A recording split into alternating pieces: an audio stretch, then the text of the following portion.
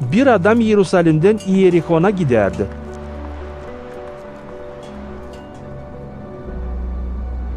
Haydutların eline düştü. Onlar onu soydular, düğüp yarı yölü bıraktılar. Sonra gittiler.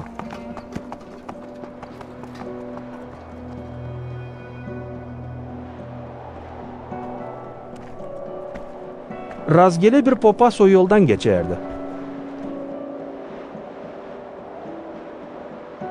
Onu görüp yolun öbür tarafına geçti.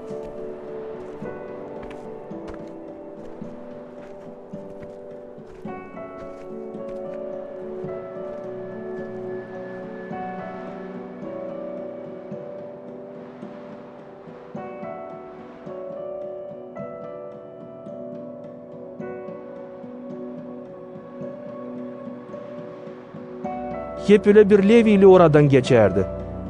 Onu görüp yolun öbür tarafına geçti.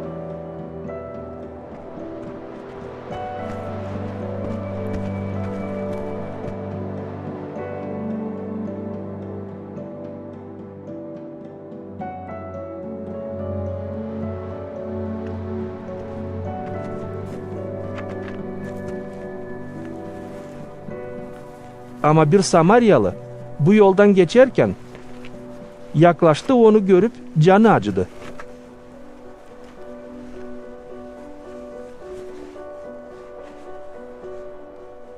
Yanına geldi, zeytin yağı hem şarap döktü, da yaralarını bağladı.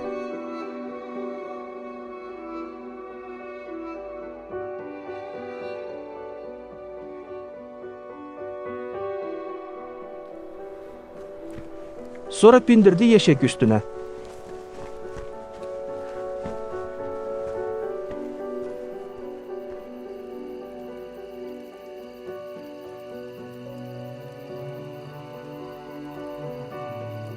Götürdü bir konak evine, da zahmet güttü ona.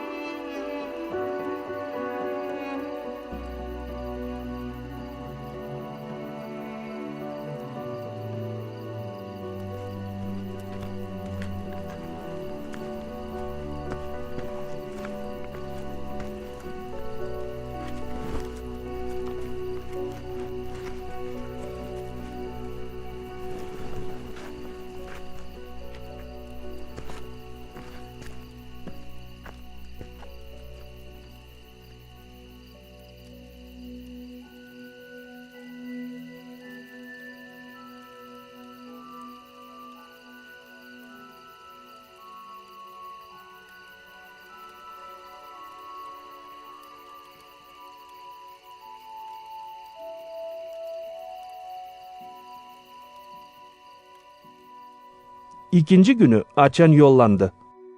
Çıkardı 2 dinar da verdi konak evinin çorbacısına, deyip: "Bakasın onu, ne harcayacaksın taziyede, dönmemde ödeyeceğim sana."